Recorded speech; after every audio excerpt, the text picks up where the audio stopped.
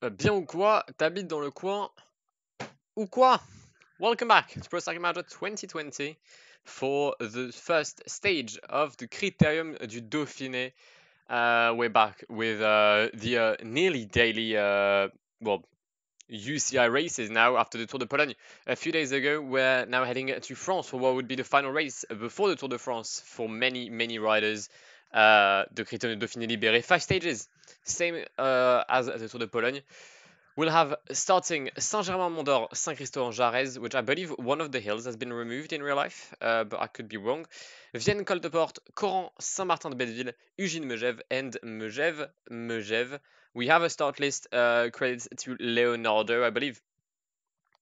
And I mean, you're going to take a look at the competition, but it's mental. Like, every team is strong. There's no bad team. We're going to have the likes of Agents de la Mondiale, with Romain Bardet, who obviously moved to Sunweb.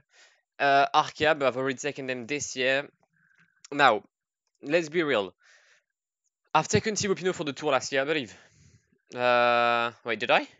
Who did I pick for last year's Tour de France? Well, either way, this year for the Tour de France, I'm not going to go for a challenge. We'll go Quest Frame. I mean, we'll have to win it with Quest Frame. That will be my objective for next year, for this Tour de France. So we won't go with Ineos. What team could I go for? Valverde will be there for the Vuelta. I could go Mitchelton Scott.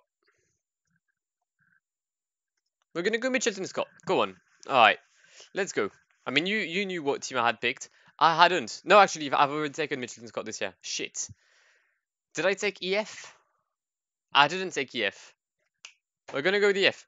Rigoberto Uran, Sergio Higuita, Tanel Kanga, Dan Martinez, TJ Van Garderen, Hugh Carthy, and Jens Keukeler are our 7 riders for this 2020 Critérium du Dauphiné libéré. And we're on the way for this first stage. Alright, Rigoberto Uran is already in +2. Good. I need you to keep that momentum throughout the entire week, bossman. TJ +1. Could we see TJ in yellow today? We're going to try, but I don't believe it could happen. Attacks already. We've got a lot of attacks, actually. I think that's Mathieu Burgodeau, but then the peloton is there. Yeah, they're done. Right, let's take a look at the start list, because I know the competition is mental. Like, it is just mad. You're gonna have, I mean, Alaphilippe is the big leader because he's the best in it. But you're gonna have a battle between the Wasps of Jumbo-Visma and, well, technically Ant-Man, because it's the colorway of Ant-Man. So we've got Ant-Man and the Wasp. Go on, fucking have a sequel. Now, but on the real though, Bernal, Castroviero, Froome, Kwiatkowski, Sivakov, Geraint Thomas, Dylan Van Baarle. Am I the only one that thinks that this is completely mental? Because on the other hand, you've got Wout van Aert, Dumoulin, Hessing, Kruijswijk, Kuss, Martin, Roglic, knowing that George Bennett should be on the Tour de France. I mean, them two teams, right? they could on their own top 10, like the Tour de France, just them, and I wouldn't be surprised. But you'll have some other opposition, obviously. Mikel Landa for Barry McLaren for the first time in his career, leader. That's what he had announced in the papers, I think. Let me just stop everyone at the front for me. Where's Dan? Slightly behind, but he'll get there. You have absolutely no one for Israel Startup Nation, who's making a banging transfer window. Chris Froome, Michael Woods, Darrell Impey. I think I read Patrick Bevin as well. Like, some very good moves from Israel Startup Nation. Group MFDG with Thibaut Pinot, Tadej Pogacar for UAE, El Valverde for Mr. Movistar. Mr. Movistar? I mean, he is Mr. Movistar, to be fair. Adam Yates for Mitchelton Scott, which I nearly picked, but I had taken them already on Decade 11's Great Ocean Road Race. Miguel Angel Lopez and oh, I expected Vlasov to be here. Okay, fair enough. No sounds of Vlasov or Jakob Fuglsang. Nora Quintana and Warren Barguil for Arkea Samsic. Uran for me. Genuinely no one for Lotto Soudal. Romain Bardet for Agents de la Mondiale. Richie Porte for Trek Segafredo. Richie, who's been quite decent on the I believe it was the Mont Ventoux challenge. We then have the likes of Tish Benoit for the team Sunweb, who'll have Romain Bardet in their squad next year. Guillaume Martin for Cofidis. no one for NTT, no one for Direct Energy, Fausto Masnada for CCC, Zandro Meresa for Circus, and finally Tom Yelteslagta for BNB Hotel Vital Concept, as we do have an attempt at a breakaway with Michael Valgren, Zandro Meresa, Fabien Grelier, Marc Hirschi, and one of my favorites actually for today's stage, Benoît Cosnefroy. Surprised to see him in a breakaway. Right, I've decided to attack with Tanel Kangat to try and see if we could get third place on the second cat, and which would allow me to get some points should I fight for the polka dot jersey. And it's going to be easy third. We might even catch Valgren and Zandro Meresa at this rate. We are going to catch Zandro Meresa and Valgren. That's good. That's very good. Only issue, I don't have a lot of red, so I won't be able to follow an attack. But if them lot could like collapse, no, they've got a lot of energy. They have a lot of energy. It's going to be 6 points. No, 5 points for Zandro Meresa, 3 for Valgren, and 2 for Tanel Kangat, who came back very quickly. It might even be 2 points, actually. It might even be, sorry, 3 points for Tanel Kangat. Might be 3 points. We'll just see when them two riders cross the line. It is only 2 points for Tanel Kangat. Intermediate sprint coming up for the 4 riders in the breakaway. We're going to anticipate it because it's downhill, but then it goes uphill. Shit.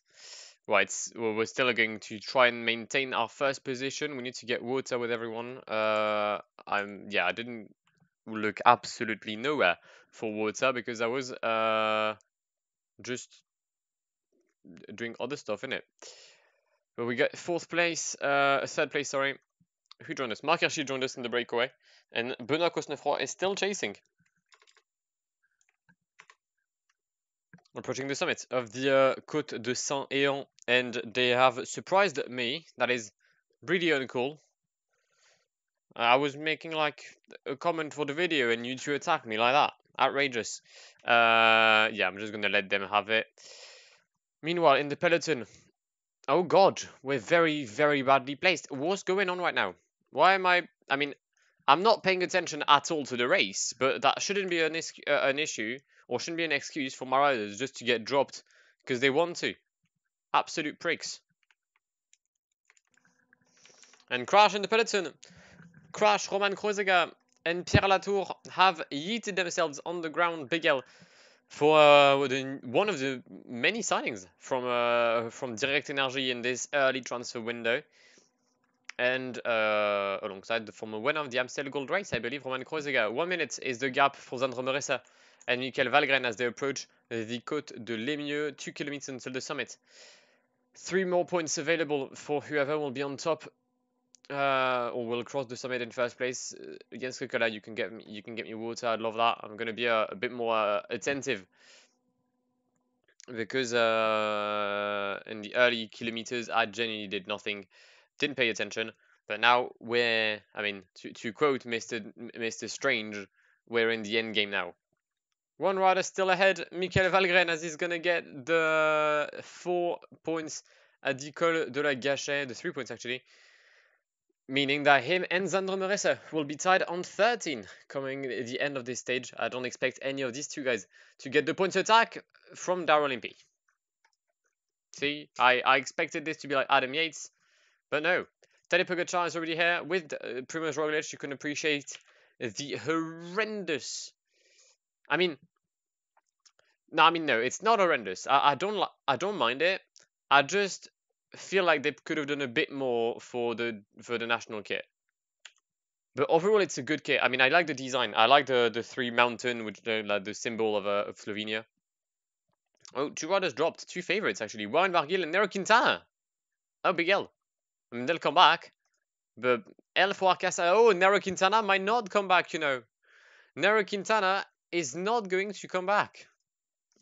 A gigantic L, a boss man. We're into the final 14 kilometers, and the rhythm is going a bit bonkers with Davide Formolo pacing for Tadej Pogacar. He has Sonny Colbrelli. There's still a lot of riders for Barry McLaren. Still 5 riders at least, alongside Mikel Landa. We're nearing the end of the group, but Rigoberto Uran should be able to make a nice comeback. as soon as the rhythm slows down.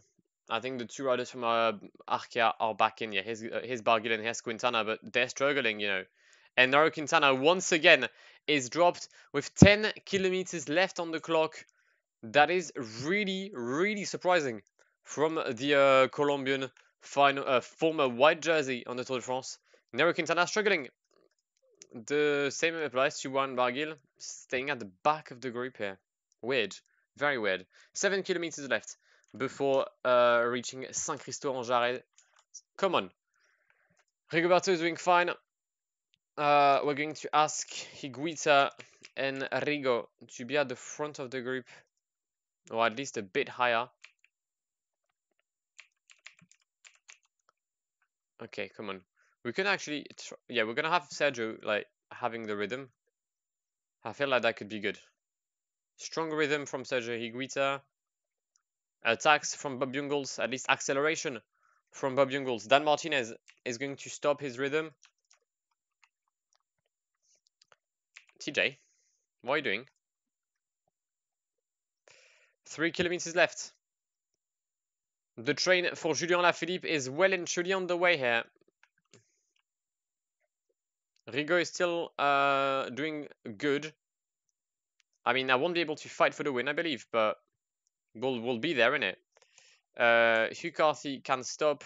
I don't want to get blocked or something. Actually, Rigo could fight for the win, you know. Rigo is in a decent position. We're going to start the sprint, 700 meters to go. I do not have any sort of acceleration whatsoever.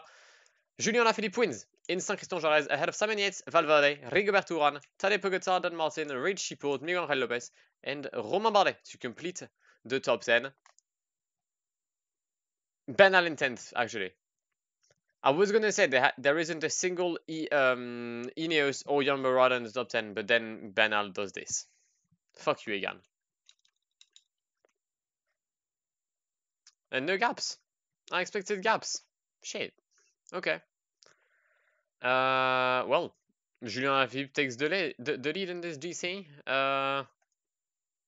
Easy job for him. Easy job. He was very well led by Bob Jungels and Kasper Asgreen, and he easily wins. Adam Yates comes in second place, Valverde in third, Uran in fourth, then Pogacar. As mentioned, GC doesn't change at all.